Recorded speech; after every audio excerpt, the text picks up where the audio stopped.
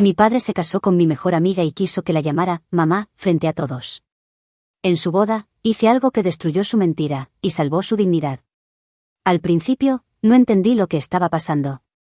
Mi padre, Ernesto, siempre había sido un hombre serio, metódico, el tipo de persona que se levantaba temprano incluso los domingos porque el cuerpo no sabe de descansos. Después de la muerte de mi madre, su rutina se volvió más rígida aún. Silencioso, cansado, con la mirada perdida. Pero de un día para otro, algo cambió.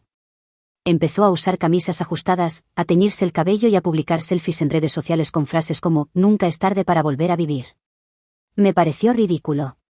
No por su edad, porque tener más de 50 no debería ser una condena, sino porque era evidente que estaba intentando llenar un vacío que ni él sabía nombrar. Un vacío que también era mío, porque ambos habíamos perdido a la misma persona, mi madre. Pero mientras yo intentaba reconstruirme, él decidió reescribirse.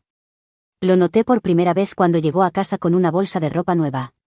Camisetas con frases en inglés, pantalones rasgados, perfumes que olían a juventud artificial. Le pregunté, medio riendo, si estaba saliendo con alguien. Me miró con una sonrisa que no reconocí, algo así. No le di más vueltas. Pensé que era una forma de sobrellevar la soledad. Pero dentro de mí, algo me decía que había más. Semanas después, me llamó para cenar. Dijo que quería presentarme a alguien especial. No sospeché nada extraño.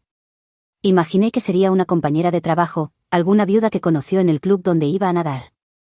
Me arreglé un poco, sin entusiasmo, solo por educación. Pero cuando llegué al restaurante y la vi, el mundo se detuvo. Camila. Mi mejor amiga desde la infancia. La persona que había estado en mi casa más veces que cualquier otro ser humano.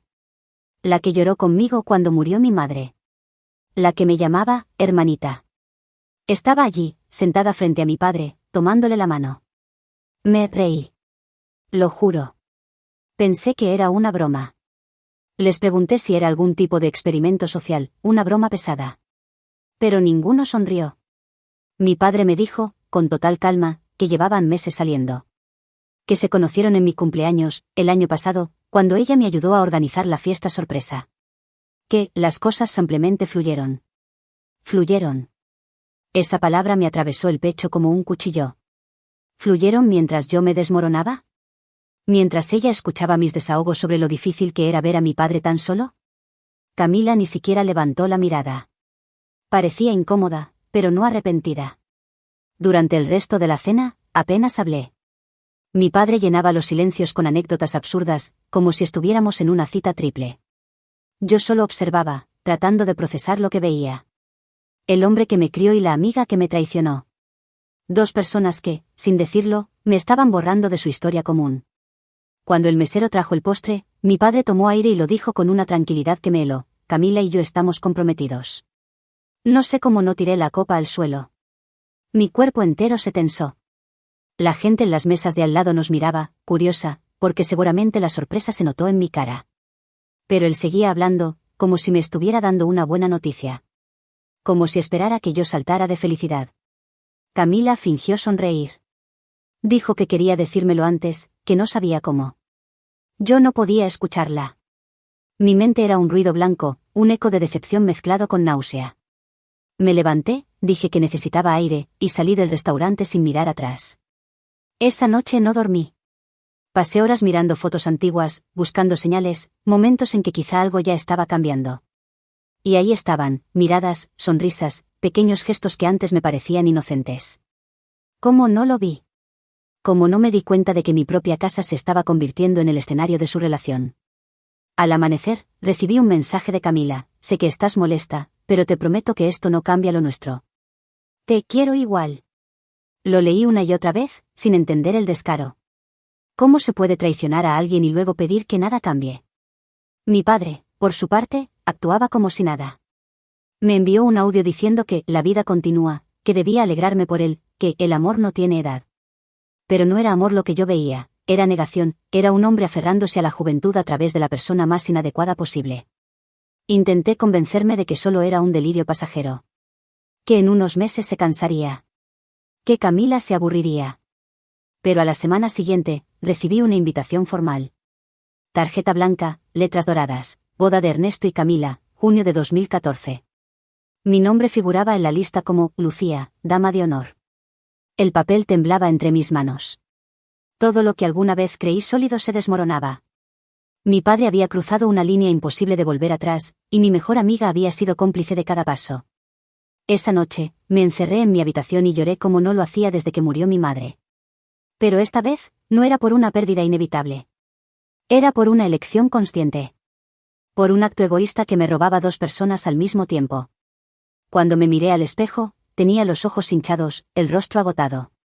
Me vi como una versión envejecida de mí misma. Y comprendí, con una claridad cruel, que mi padre no solo estaba buscando ser joven otra vez. Estaba intentando borrar cualquier rastro de la vida que tuvo conmigo y con mi madre. Y Camila era su instrumento perfecto para hacerlo. Apreté los puños y juré, con voz temblorosa pero firme, que no iba a permitir que me borraran así. Que si ellos querían empezar una nueva vida, tendrían que hacerlo sobre las ruinas de la suya. No sobre las mías. Porque ese día, algo dentro de mí se rompió, pero otra parte despertó. La parte que ya no iba a callar. La parte que quería verlos caer. Desde el día en que supe del compromiso, mi casa dejó de sentirse como mía. Cada rincón parecía contaminado, como si la traición se hubiera impregnado en las paredes. Intentaba seguir con mi vida, fingir normalidad, pero mi padre y Camila no me daban respiro. Querían incluirme en todo, como si forzar mi participación borrara el dolor que me habían causado. Camila comenzó a enviarme mensajes todos los días. Fotos de flores, de vestidos, de anillos. ¿Qué opinas de este estilo? ¿Te gusta este color para las damas de honor? Tu papá dice que te encantaría acompañarnos a elegir el menú. Leía todo con los dientes apretados. No respondía, pero ella insistía. Parecía disfrutar de mi incomodidad. Como si necesitara mi aprobación para validar su historia. Una tarde, mi padre apareció en la puerta de mi cuarto. Llevaba una sonrisa tensa, esa sonrisa de quien sabe que está cruzando una línea. Me dijo que sería muy importante para él que yo ayudara a Camila con los preparativos. Que era un gesto de madurez, de cariño. Que él sabía que mamá estaría orgullosa. Usó a mi madre como excusa. Mi madre, la mujer a la que él juró amor eterno. Sentí un nudo en el estómago. No quería gritar, pero lo hice. Le dije que su relación era una ofensa, una burla. Que no podía pedirme que celebrara algo así. Él me miró con desprecio, como si fuera una niña caprichosa. La vida sigue, Lucía, dijo antes de cerrar la puerta. Tarde o temprano lo entenderás. Pero no lo entendí. Ni quería hacerlo. Semanas después, escuché ruidos en el piso de abajo. Bajé y la vi. Camila estaba en la sala, frente a un espejo de cuerpo entero, probándose su vestido de novia. El blanco le quedaba demasiado puro para lo que había hecho. El encaje, delicado, brillaba bajo la luz del mediodía. Por un segundo, me quedé paralizada. No era solo verla con ese vestido, era verla allí, en la casa donde crecí, donde mi madre había usado el suyo. Encima del mueble, vi algo que me rompió aún más, una pequeña caja de terciopelo abierta, con una pulsera que reconocí al instante.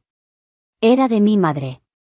Una pieza que ella nunca se quitaba, y que mi padre había guardado tras su muerte. Ahora estaba en las manos de Camila. Sentí un calor recorrerme el cuerpo. Le pregunté qué hacía con eso. Sonrió, incómoda, y dijo que Ernesto, mi padre, se la había regalado como símbolo de continuidad familiar.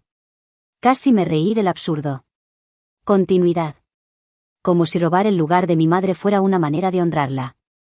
No sé cuánto tiempo estuve ahí, mirándola. Cada palabra que quería decir se me quedó atrapada en la garganta. No había forma de explicarle la magnitud del daño. No entendía nada, o tal vez sí, y no le importaba. Esa noche discutí con mi padre. Le grité que estaba destruyendo todo lo que quedaba de nosotros. Que mi madre no podría descansar sabiendo lo que él hacía. Pero su respuesta fue un muro de frialdad: tu madre querría que siguiera adelante. Lo dijo con tal convicción que sentí que la estaba usando como escudo. Desde entonces, comencé a observarlos con una mezcla de asco y tristeza. No podía evitarlo. Era como ver una obra grotesca donde los actores interpretan amor, pero el guión está podrido. Ella intentaba imitar a mi madre sin darse cuenta. El modo de cocinar, de decorar, incluso las frases. Mi padre la miraba con admiración, convencido de que la juventud podía reemplazar los recuerdos. El día que me entregaron oficialmente la invitación, supe que ya no había vuelta atrás. Había un detalle que me hizo reír de incredulidad: debajo de mi nombre, decía, Dama de Honor y Testigo de Amor. Mi firma era parte del espectáculo. Querían que yo avalara su mentira. A los pocos días, Camila apareció en casa con un ramo de flores y una carpeta llena de papeles. Dijo que necesitaba usar mi habitación para probar diferentes looks con la luz natural. No me dio opción. Entró, abrió mi armario y empezó a colgar sus vestidos. Ver mis cosas mezcladas con las suyas fue una puñalada. Allí, en mi espacio más íntimo, ella se movía con una familiaridad que me repugnaba. Mientras se miraba al espejo, la escuché decir en voz baja, no puedo creer que esto esté pasando. Por un instante pensé que era culpa, pero luego vi la sonrisa. No era remordimiento. Era triunfo. Cuando se fue, me quedé sola frente al reflejo. Miré la cama, el perfume que dejó en el aire, la pulsera que había olvidado sobre el tocador. La tomé entre las manos. Sentí que el metal frío me quemaba la piel. Quise romperla, arrojarla por la ventana. Pero no lo hice. La guardé en un cajón. No como recuerdo, sino como prueba.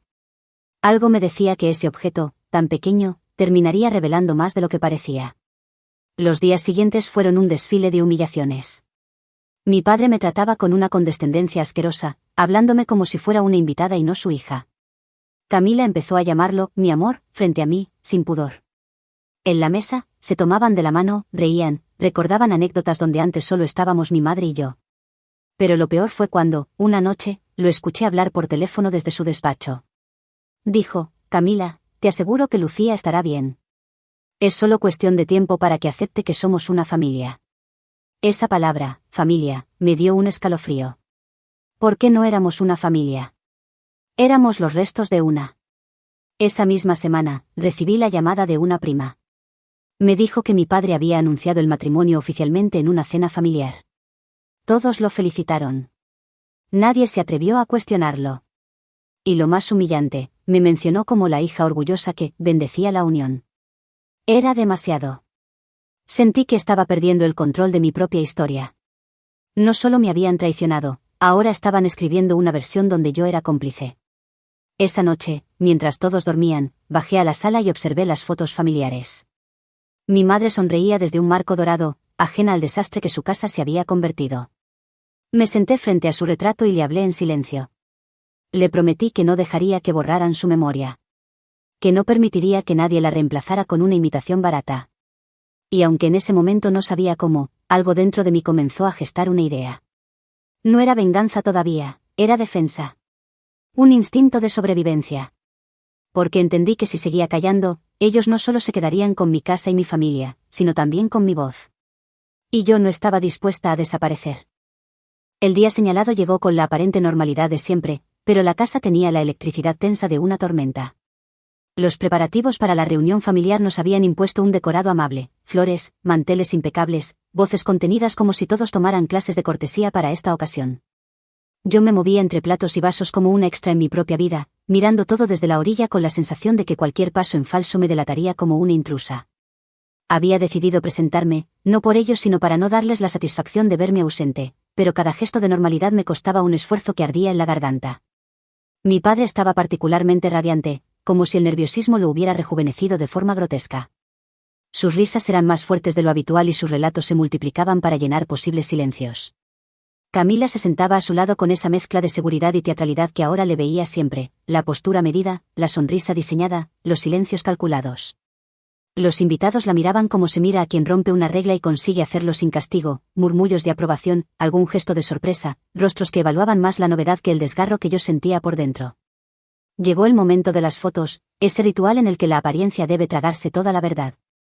Mi padre, con una calma que parecía practicada, lanzó la petición delante de todos, que la llamara mamá para la foto, un gesto simbólico que, según él, sellaría la idea de unidad.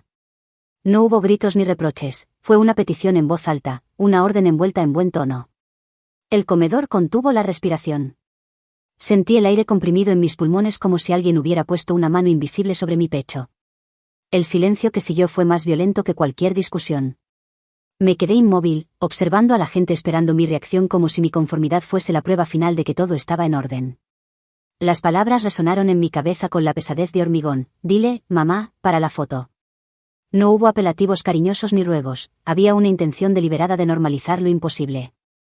En ese instante mi cuerpo reaccionó por sí solo, la sangre me subió al rostro, la boca se me llenó de sal, y la vergüenza, una vergüenza afilada, me hizo comprender que ya no era solo traición, sino humillación pública. Me levanté sin plan, como si mis piernas tuvieran memoria propia y me empujaran hacia la puerta. Cada paso hacia afuera parecía un pequeño acto de rebelión, pero también de derrota. Escapar no me hacía menos herida, solo me separaba del teatro que ellos deseaban montar. Afuera, el aire era frío y me azotó la cara con la crudeza de la realidad. El jardín se abrió como un hueco seguro para mis sollozos, aunque no lloré en ese momento, la adrenalina me mantenía rígida, con la sensación de que llorar sería aceptar que algo más había terminado. Mientras intentaba ordenar mi cabeza, me di cuenta de que no podía simplemente volver a mi habitación y fingir que no había pasado nada. La petición de que llamara a Camila, mamá, no era solo una palabra, era la consumación del intento de borrar mi historia. Sentí un asco ruidoso que gritaba dentro de mi pecho y una necesidad urgente de entender qué había en esas sonrisas que ahora se sentaban en mi mesa. Si aquello no era amor genuino, entonces, ¿qué buscaban? La respuesta necesitaba hechos, no suposiciones. Volví al salón con un propósito que se parecía más a una amenaza que a una reconciliación. Me moví con cautela, observando rostros, recomponiendo la escena desde la mirada de una espectadora que había perdido la inocencia. Escuché fragmentos de conversaciones, risas forzadas, elogios protocolares que pintaban un cuadro de felicidad impostada. En la mano llevaba mi teléfono, pequeño y frío, la única herramienta que en ese momento me permitía capturar la verdad sin depender de la palabra de nadie. Fue entonces cuando la casualidad o la distracción les jugó una mala pasada. Camila se inclinó hacia el bolso de mi padre para tomar algo, un gesto que antes hubiera parecido familiar, ahora se veía como una ocupación territorial, y su teléfono quedó apoyado en la mesa con la pantalla encendida. No fue un gesto buscado, fue un descuido minúsculo que funcionó como una grieta en su teatro. La pantalla mostró, por un par de segundos, una notificación que saltó al frente, una confirmación de transferencia, con un monto considerable y el nombre de una cuenta que no me era familiar, pero que sí emitía un estremecimiento conocido. Era la misma entidad que aparecía en los recibos de mantenimiento de la casa y en los pagos que habían incrementado desde la muerte de mi madre. No permití que mi mente hiciera aún todas las sumas. Sabía que mirar esa notificación era mirar una pista. Lo que sí hice fue más práctico, sin pensar demasiado en las consecuencias, acerqué mi teléfono lo suficiente y tomé una foto de la pantalla. No pregunté, no confronté, no elegí el camino de la explosión emocional. La foto fue un acto frío, casi profesional, como cuando un detective toma una evidencia en la escena. Esa imagen era una promesa, un comienzo de algo que podía descifrar la naturaleza de esa relación que olía a conveniencia. Mientras guardaba mi teléfono, lo que antes había sido rabia en estado puro se transformó en algo más temible, una determinación fría. Comprendí con claridad que la humillación pública no iba a ser la única forma de daño que me hacían. Si había dinero de por medio, si los gestos de afecto tenían un precio, entonces la única forma de proteger la memoria de mi madre y mi propia dignidad era recoger pruebas.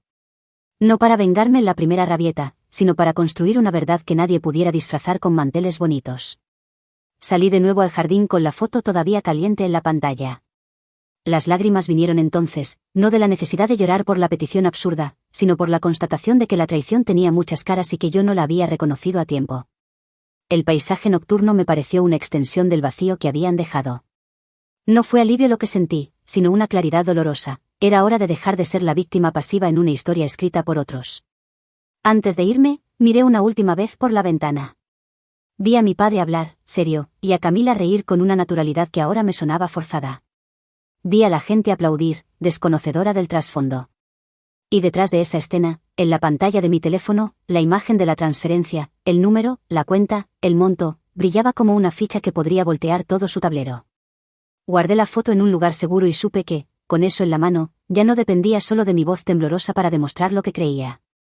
Salí de la casa con el pulso acelerado, pero con la cabeza fría. La humillación había sido pública, pero la respuesta que me prometí no sería impulsiva, sería precisa. Tenía una prueba diminuta, casi ridícula comparada con el daño que me habían causado, y sin embargo era suficiente para empezar a desmontar la mentira. La verdad, al menos por ahora, tenía forma de número en una pantalla. Y en ese momento entendí que la verdadera batalla no sería por ser llamada mamá o no, sería por exponer por qué esa palabra buscaba usurpar un lugar que no le correspondía. Durante días, reviví aquella escena del almuerzo como una película que se repite sin pausa. Cada palabra, cada mirada, cada sonrisa ensayada de Camila adquiría un nuevo significado. No era amor. Era cálculo. Lo intuía desde el primer momento, pero ahora, con la imagen de aquella transferencia guardada en mi teléfono, tenía la certeza de que detrás de todo había algo más turbio que la simple traición emocional. Mi padre no era un hombre rico, pero después de la muerte de mi madre había heredado la mitad de las propiedades de la familia y una cuantiosa indemnización del seguro. Dinero que siempre manejó con discreción, con una mezcla de prudencia y culpa. Yo nunca quise tocar un centavo de eso, lo consideraba algo sagrado, el último vestigio de lo que habíamos sido. Pero Camila sí lo había hecho. Lo veía en sus nuevos bolsos, en sus viajes relámpago a visitar amigas, en el coche nuevo que de pronto apareció en la puerta. Decía que era prestado, aunque todos sabíamos que mentía. Una noche, mientras mi padre dormía en el sofá, dejé que mi curiosidad, o tal vez mi rabia, me guiara. Revisé el computador del despacho. La contraseña seguía siendo la misma de siempre, el nombre de mi madre.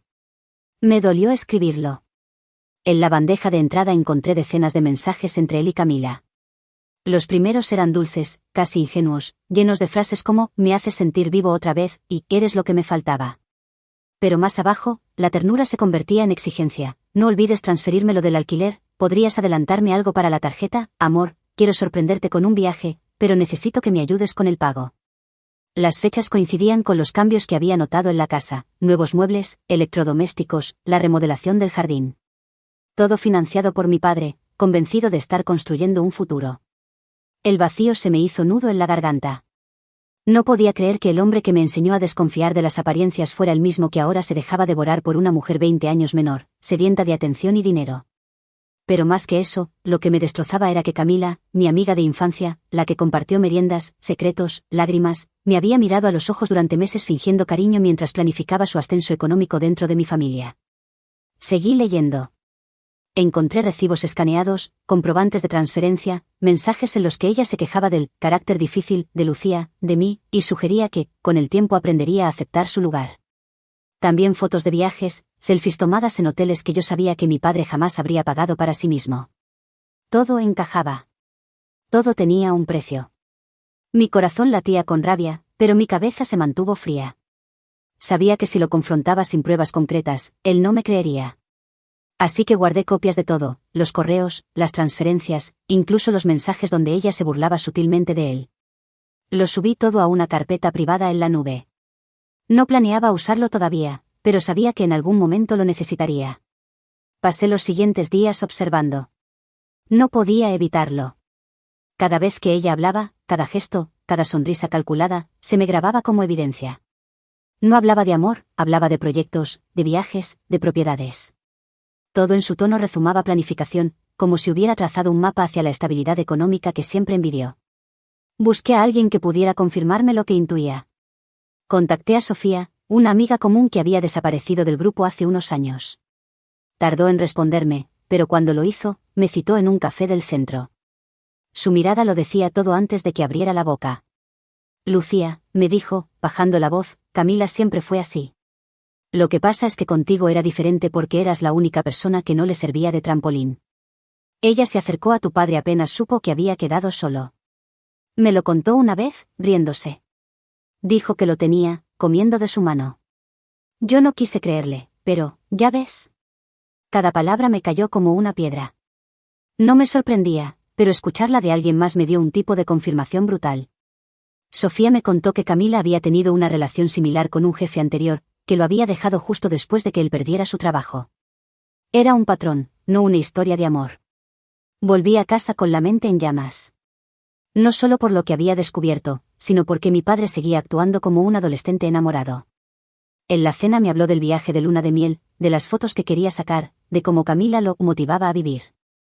Lo escuché en silencio, tragando mis palabras, porque ahora entendía que él no veía la manipulación, veía una segunda oportunidad. Y destruir esa ilusión de golpe solo lo haría cerrarse más. Esa noche, me crucé con Camila en el pasillo. Me miró con esa falsa dulzura que se había vuelto su máscara favorita. Dijo que esperaba que yo, finalmente aceptara la situación, porque ya era hora de que todas sanáramos. No respondí. La observé mientras entraba al cuarto de mi padre y cerraba la puerta detrás de ella. Esa imagen me revolvió el estómago. Cerré mi habitación, tomé mi teléfono y escuché los audios que había grabado días antes sin siquiera saber por qué. En uno de ellos, su voz sonaba diferente, arrogante, confiada, hablando con una amiga. Lo tengo todo, Sofía, decía entre risas. Ernesto es como un padre con dinero. Me adora. En 6 meses podré vender el departamento y asegurarme. Lucía, pobrecita, todavía no lo asimila. Pero ya aprenderá a respetarme. Esa última frase me quemó los oídos.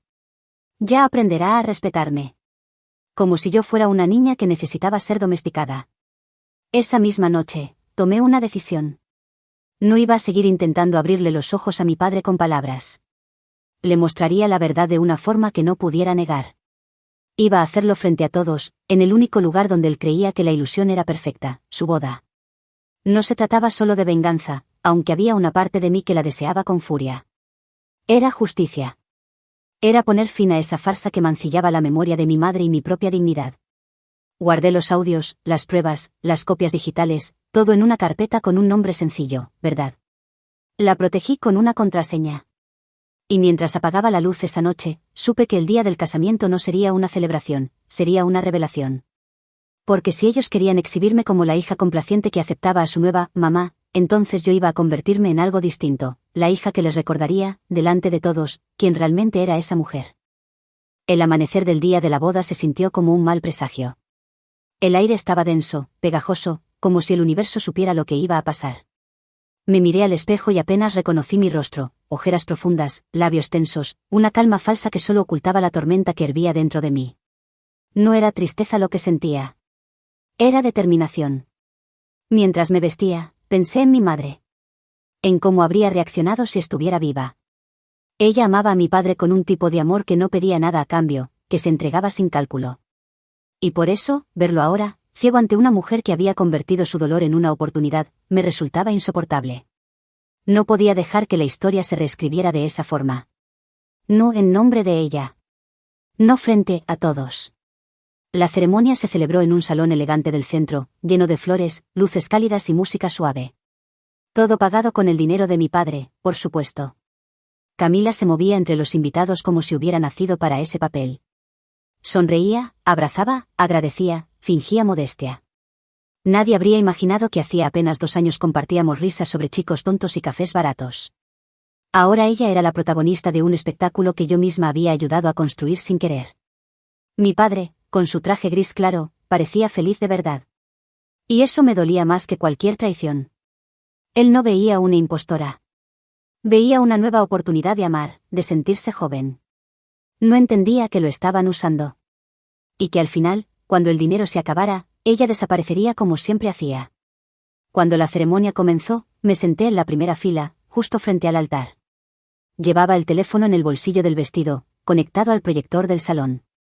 Nadie lo sabía. Había pasado la noche anterior configurando todo con cuidado, sin margen de error. Cada invitado vería lo que yo había descubierto. No habría manera de esconderlo.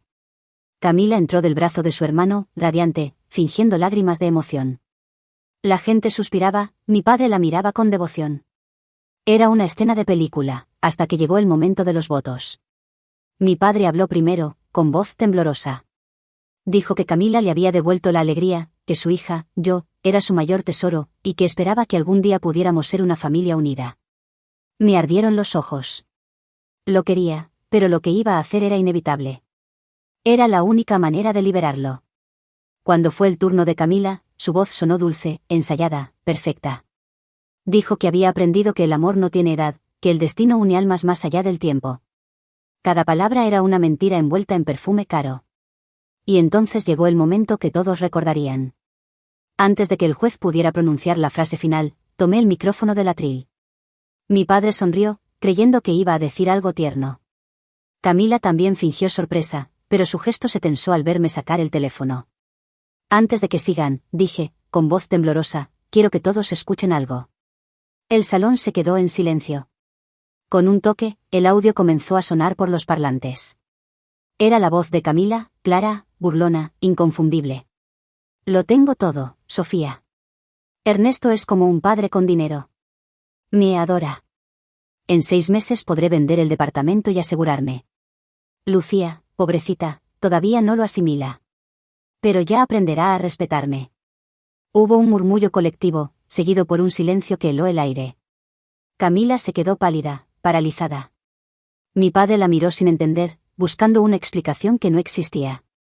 ¿Qué es esto?, susurró él, sin dejar de mirar el teléfono que yo sostenía. La verdad, respondí, con lágrimas que no eran de tristeza, sino de furia contenida. Todo lo que te dije, todo lo que ignoraste, está ahí. No es amor lo que ella siente. Es ambición. Y tú solo eras su boleto de salida. Algunos invitados se levantaron, otros se quedaron inmóviles. El juez intentó intervenir, pero nadie le prestó atención. Camila tartamudeó, intentando negar lo evidente, pero su voz se quebró. Intentó acercarse a mi padre, que dio un paso atrás, desconcertado, con el rostro destrozado. El silencio duró una eternidad, hasta que mi padre, con un hilo de voz, le preguntó: ¿era cierto? Ella no respondió. Solo bajó la mirada. Esa fue su confesión. Mi padre se llevó las manos al rostro. Lo vi envejecer 10 años en un segundo. El dolor en su expresión era insoportable, pero también liberador. Al fin veía lo que yo había visto todo el tiempo. Camila salió corriendo entre los invitados, empujando sillas, con su vestido blanco arrastrando lágrimas y vergüenza. La gente la siguió con murmullos, cámaras, incredulidad. El espectáculo que ella había preparado se derrumbó frente a todos. Mi padre se quedó de pie, solo, rodeado de silencio. Me miró con ojos enrojecidos. No dijo nada. Solo asintió, lentamente, como si entendiera que, aunque lo que hice fue cruel, había sido necesario. Esa noche, el salón quedó vacío antes de tiempo. Nadie quiso quedarse a cenar. No había brindis, no había risas. Solo restos de flores marchitas y copas sin usar. Me fui caminando, con el teléfono aún en la mano. El aire frío me golpeaba el rostro, pero dentro de mí sentía una calma que no había sentido en meses. No era alegría. Era alivio. Había terminado. Sabía que mi padre tardaría en perdonarme, y quizás nunca lo hiciera del todo. Pero algún día, cuando el dolor se diluyera, entendería que lo hice por amor. Y mientras me alejaba, supe que esto no había terminado aún. Porque en el fondo, aunque Camila había caído, algo en su mirada cuando huyó me advirtió que no se rendiría tan fácilmente. Los días posteriores a la boda fueron un vacío. El escándalo había explotado en cuestión de horas, vídeos, audios, fotos, todo se había filtrado. Los invitados compartieron fragmentos en redes sociales, y lo que comenzó como una humillación privada se convirtió en un espectáculo público. En los grupos del barrio, en el trabajo de mi padre, en los círculos de Camila. Nadie hablaba de otra cosa. No sentí satisfacción inmediata. No hubo gloria ni euforia. Solo un silencio que dolía. Mi padre se encerró en casa durante 3 días.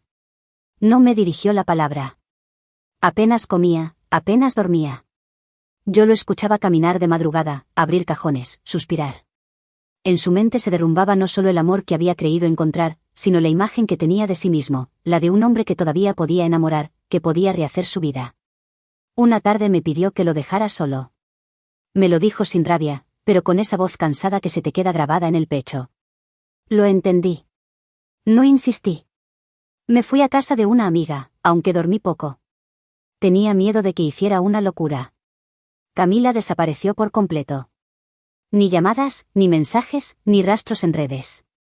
Su silencio me perturbaba más que su presencia. Hasta que una semana después apareció, como una sombra, en la puerta de la casa. La encontré en el jardín, con el rostro hinchado de llanto y maquillaje corrido. Quiso hablarme, pero no la dejé pasar. Dijo que había perdido todo, que los medios la acosaban, que su familia le había dado la espalda. Que yo no entendía lo que era amar y ser juzgada por ello. Sus palabras eran veneno envuelto en lágrimas. Le respondí con calma: tú no amabas. Tú invertías. Y ahora que el negocio se acabó, vienes a llorar como si fueras víctima. Pero tú cavaste tu propia tumba. Me miró con odio. Un odio puro, limpio, ardiente. Él nunca te perdonará por lo que hiciste, me dijo antes de irse.